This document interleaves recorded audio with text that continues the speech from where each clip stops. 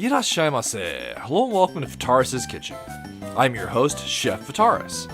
It's time once again for Shoot 'em Up Saturday, and on the menu this week we have Shatter Remastered Deluxe, epic brick-breaking action. What kind of taste will it have? Let's get cooking and find out. From developer Pickpock, Shatter Remastered Deluxe released on all current major platforms in November of 2022. So this title is a remaster of the 2009 PlayStation 3 title, Shatter. And although it's not strictly a shoot 'em up, I do feel it's adjacent enough that it was one I really wanted to cover, and it's also one of my favorites from the PlayStation 3 era.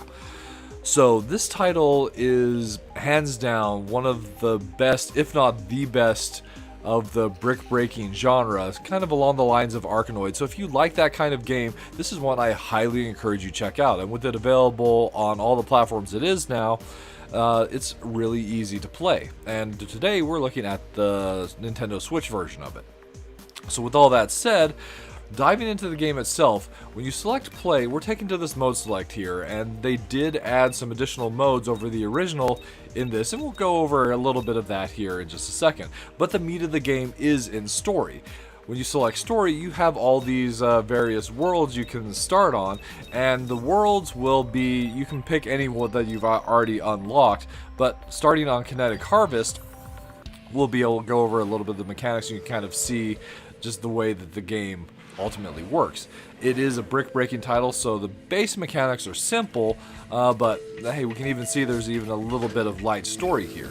We're this object that's referred to as a bat, and something goes wrong in this containment unit that we're part of in this whole kinetic harvesting that we're supposed to be doing.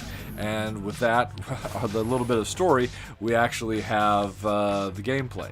So the various worlds are broken down into waves which will ultimately culminate in a boss fight. And although we have the typical abilities that you would see in a brick-breaking title, we can move our what's referred to as a bat in this game. There's some extra abilities which I definitely feel bring this one closer to shoot 'em up in like the way that the game works. So we actually have a lot of fine control over the ball, far more so than your usual brick-breaking title. And the way that works is we have the ability to both suck and blow from the bat. So we have like the ability to create this like wind where we can go and blow out, or we can suck in. There's also another couple other abilities I feel are a bit more adjacent to a shoot 'em up as well. One thing we do have is we have the ability to create a shield around ourselves, and we also, throughout the course of the stages, we're collecting these like shards and energy, and those we can use in an awesome ability called the Shard Storm, which I'll show off shortly. But with the ability to suck and blow, we can actually like use quite a bit of fine control over the ball itself, making it very much a projectile that we're like aiming at the blocks in ways that you wouldn't otherwise be able to. And there's also these neat like explosive blocks buried throughout the course of the stages that well, just add a little bit more flair to what's going on. Visually wise, like the game itself also has a really like awesome presentation, and the soundtrack is, I would easily put it in my like top 10 video game soundtracks. This one is just epic. So that ability that I was talking about is this Shard Storm, and once you've like built it up, you can unleash it, firing out all those shards, that energy that we've collected, to destroy the blocks. In addition, there's several different power-ups we can get for the ball, one of which increases the maneuverability of the ball. It's that really makes it substantially easier to control and hit targets throughout the stage. So some of the blocks have different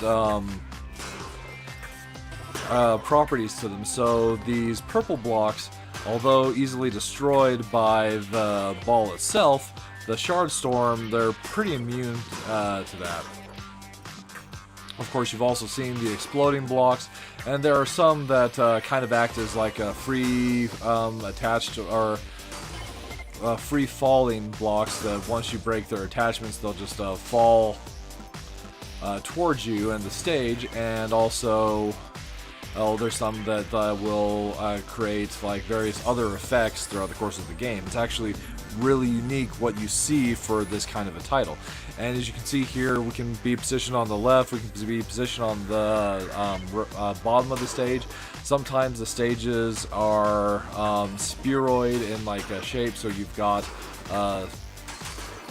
bottom of a circle that we're moving around, and those are kind of mind-bending in the way that you have to control the ball. In addition, you have the neat ability that you can actually, if you have extra balls available, basically extra lives, you can choose to launch those out onto the stage, both to get higher multipliers and potentially defeat a stage a little bit faster. However, if you lose those balls, then it's like an extra life that you potentially had lost. Alright, with that said, let's jump to the end of the Kinetic Harvest and see our first boss.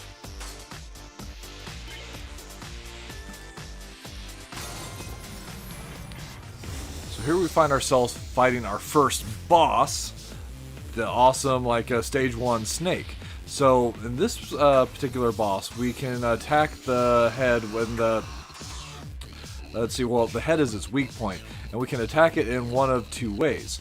Either using the ball to bounce and deal damage to that, or we can build up a Shard Storm, largely by defeating the segments of the snake itself, and then launching heavy damage against the boss, just like this. So in this part, you definitely see a little bit more of the shoot 'em up comparison here, where it's our barrage of shards that are dealing the bulk of the damage rather than the ball itself. But that's not the case for all bosses, and that's one of the things that's really neat about this particular game, is you've got a lot of variance to the gameplay and what you'll see throughout the course of your playthrough. The boss is generous with dropping these power-ups, so at this point, if we wanted to, we could throw out additional balls to try and build up power a little bit faster, or in this case, we can just simply use the Shard Storm that we've built up to get that heavy damage in. Let's go with the maneuver ball so we can just destroy the segments of the boss just a little bit faster. So in the case of this boss, or stages where you have free-flowing blocks, if you get hit with those blocks, your bat will bounce back, and that can be pretty problematic if you're in a situation where the ball rather is about to land on you, and with one more Shatter Storm, bam, or Shard Storm rather, we destroy the boss, and that's the end of World 1, the Kinetic Harvest. So after each world, you do have this quick little bonus level. The basic idea here is you've got these 3 balls, and for every single one you hit, you get 100,000 points. But also for each hit, the balls do start to move faster. So while I do really enjoy the story, one of the things that I thought was really neat about this particular release of the game is that they also went through and added a co-op mode. So exiting back to the main menu, we see here that we've got this endless mode, but in addition to that endless, we've got endless co-op, time attack, and time attack co-op. So real quick, I'm just going to show off a little bit of how the co-op works. So this being the Switch, once you select, you have to make sure you've got your controller set up correct, and then diving into the game itself. So now we have two bats on the stage, and you'll have one that acts in front of the other, and the way that it ultimately works is that as far as the blow and suck mechanic is concerned, whichever bat last touched the ball is going to be the bat that has control over that particular ball. It's possible to use the multi-ball mechanic to launch out additional balls, and you can see that it's possible to have control over both balls, be one player, or one player control one ball, one player control another. There's also a mechanic where, as far as who's in front, will change based off of whether they get hit by the endless blocks that are coming our way, or if somebody picks up a power-up, they'll fall to the back line as well, kind of keeping it a bit fair and balanced. One thing that you can do with all that is you can use one player to suck in like the shards, which will apply to both characters to build up a shard storm, or there's also the ability to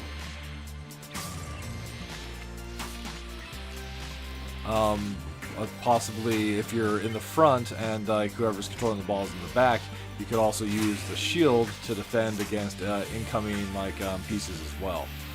And really, this mode is like a pretty fun and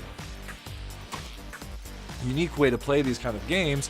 My main complaint here is just that it's only available in this endless mode and not the main story mode in the game. That's available in the game itself.